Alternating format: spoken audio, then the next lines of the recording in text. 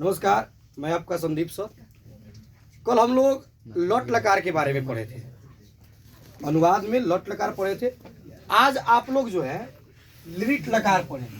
मैंने आपको कल ही बताया था कि काल जो होता है वह 3 प्रकार का होता है। एक वर्तमान काल, दूसरा भविष्यत काल और तीसरा जो होता है वह आपका भूतकाल होता है। याद रखेंगे, वर्तमान, भविष्य और भूत। वर्तमान जो चल रहा है उसको वर्तमान कहेंगे, जो आने वाला है उसको भविष्य कहेंगे और जो बीत गया है उसको भूत कहेंगे। तो वर्तमान का पहचान मैंने आपको बताया था, ता, ते, ती, रहा, रहे, रही। अगर अंत में रहता है तो वर्तमान होगा। और भविष्य का जो पहचान होगा, गा, गे, गी। अगर शब्द के अंत में आपको गा मिलेगा, जैसे वह जाएगा, खाएगा, खाएगी, तो गा, गे, गी यदि मिलता है तो वह आपका हो जाएगा भविष्य का। याद रखेंगे, ठीक है। तो अब हमें समझना है कि यदि अगर भविष्य काल का वाक्य है तो हम उसको संस्कृत में कैसे बनाएंगे, उसके लिए किस खांचा का प्रयोग करेंगे, ये जानना आपके लिए आवश्यक है। तो जैसे आप उसमें समझे थे कि वचन 3 प्रकार का होता है, तो आपका यहाँ पर भी वचन 3 प्रकार का होगा। एक वचन, द्विवचन और फिर आपका हो जाएगा बहुवचन। उसमें जैसे आपको मैंने बताया कि पुरुष 3 होते हैं, प्रथम पुरुष, फिर आपका मध्यम पुरुष और तीसरा आपका हो जाएगा उत्तम पुरुष। आप मुझे कमेंट करके बताएंगे कि जो व्यक्ति बात करता है उसको कौन पुरुष कहते हैं, जो माने बोलता है उसको कौन, सुनता है उसको कौन, और जिसके बारे में बात किया जाता है उसको कौन पुरुष कहते हैं। तो जैसे मैंने आपको कल वर्तमान काल के लिए खांचा बताया था, तो उसमें मैंने आपको बताया था ती, तो, अंति, शी, थो, आमी, आवह और आम। याद होगा आपको। तो याद रखेंगे, इस खांचा का प्रयोग केवल आप वर्तमान काल के लिए कर सकते हैं, लेकिन यहां पर आप भविष्य काल पढ़ रहे हैं तो भविष्य काल में तीता अंति का प्रयोग नहीं हो सकता है, ना भूतकाल में होगा। जब इसका प्रयोग होगा तब वर्तमान काल में होगा। याद रखेंगे आप अच्छा तरीका से। अगर कोई इसका उसमें, उसका उसमें करता है तो फिर गलत हो जाएगी। यही तो आपको शुरू और अंत देखना है। तो अगर ये भविष्यत काल है तो एक चीज आप चेंजिंग कीजिएगा, हो जाएगा। सभी तितंति सीता आमी और आमेन हो, तो इस सब के पहले आप केवल से जोड़ दीजिएगा। क्या हो गया? श्यति, श्यत, श्यंति। ये हो जाएगा श्यसी, श्यथ, श्यत। ये हो गया आपका श्यामी, श्याव, श्याम। बस हो गया। फिर वही वाला प्रोसेस है आपका। इसको नंबरिंग करेंगे, 1 2 3 6 5 4 7 8 9। आप सीधे भी कर सकते हैं ऐसे, 1 2 3 4 5 6 7 8 9, ऐसे भी कर सकते हैं। जैसे मैंने कल आपको बताया था कि यदि खाने को कह रहा है, खाने को कह रहा है तो उसका खाद होगा। तो आज भी सेम वही प्रोसेस है। यदि खाना आता है, जैसे खाऊंगा, खाऊंगी, खाएंगे, तो अगर ये आता है तो इसके लिए आप खादी शब्द का प्रयोग, आज खादी प्रयोग होगा। भविष्यत काल में, केवल भविष्यत काल में आप खादी का प्रयोग करेंगे। और यदि जाना को कह रहा है तो इसका आज गमी प्रयोग कीजिएगा, गच का प्रयोग नहीं करेंगे। अगर इसी तरह यदि आपको अगर पढ़ना कह रहा है तो आप इसके लिए पठी का प्रयोग कीजिएगा, न कि आप इसके लिए पठ का प्रयोग कीजिए। बस बाकी सब सेम रहेगा।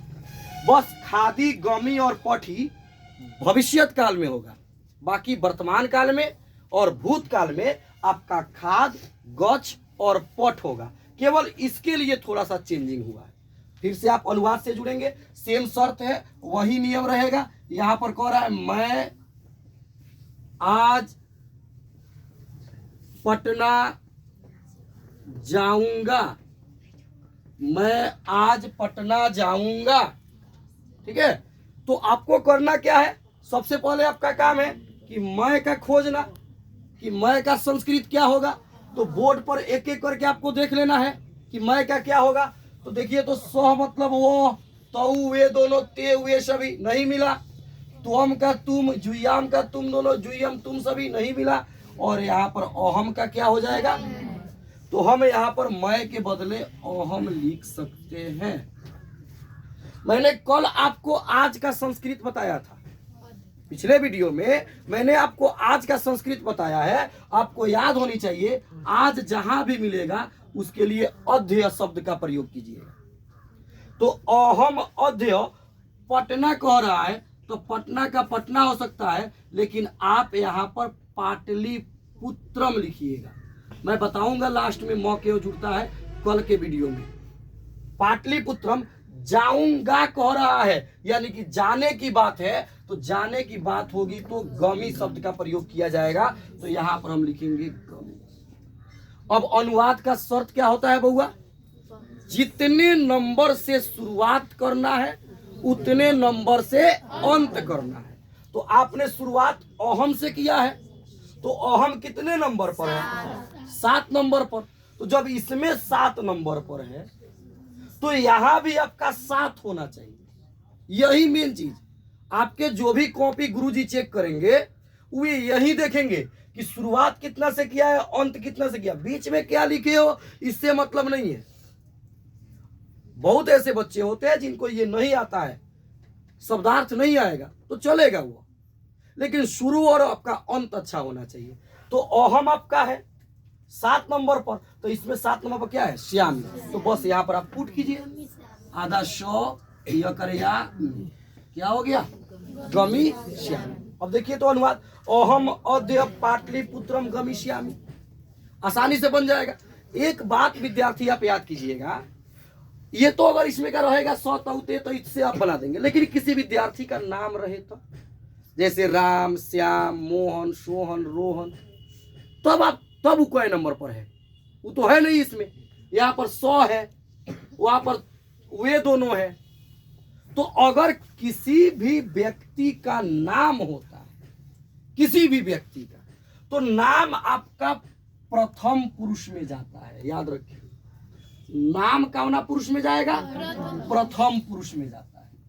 किसी भी व्यक्ति का नाम अगर एगो नाम है तो आप समझिएगा 1 नंबर पर है, 2 गो नाम है तो 2 नंबर पर है, और 2 से अधिक नाम है तो 3 नंबर पर है।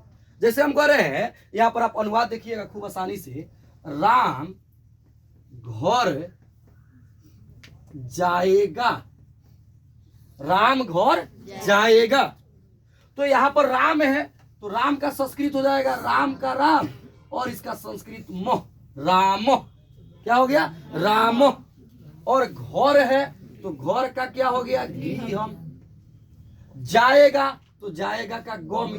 लेकिन अब समझ में आ रहा है कि राम इसमें तो कोई है नहीं, या वो है या वे दोनों है, वहां वे सभी। तो राम किसी व्यक्ति का नाम है, और जब किसी व्यक्ति का नाम रहेगा तो वह प्रथम पुरुष में जाएगा। यहाँ पर राम कै गो है, एगो, तो यानी कि कै नंबर पर, 1 नंबर पर। तो जब इसमें का 1 तो इसमें भी 1, तो यानी हम यहाँ पर क्या जोड़ देंगे, श्यति जोड़ देंगे। देखिए तो यहाँ पर 1 नंबर पर श्यति है। थोड़ा सा 1 मिनट के लिए रुकिएगा नीतीश बाबू। जैसे कि आप यहाँ पर देखें कि 1 नाम था, तो 1 नंबर पर अगर अब 2 नाम रहे, यहाँ पर अगर कह दे सोहन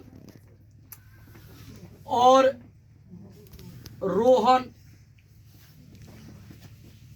आम खाएंगे, सोहन और रोहन आम खाएंगे, तो सोहन का क्या हो जाएगा, सोहन, और का चो, ये चो लास्ट में भी जा सकता है। रोहन का हो जाएगा रोहन, और आम है तो इसका क्या हो जाएगा, आमरम।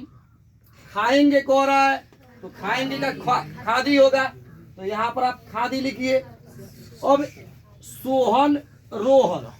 दूगो नाम है तो यानी कि प्रथम पुरुष में दूगो नाम है तो द्विवचन पर, तो यानी कि 2 नंबर इसमें का, तो इसमें भी 2 नंबर। तो क्या यहाँ पर आप जोड़ेंगे लास्ट में 76, क्या जोड़ देंगे? आपको समझ में आ गई होगी।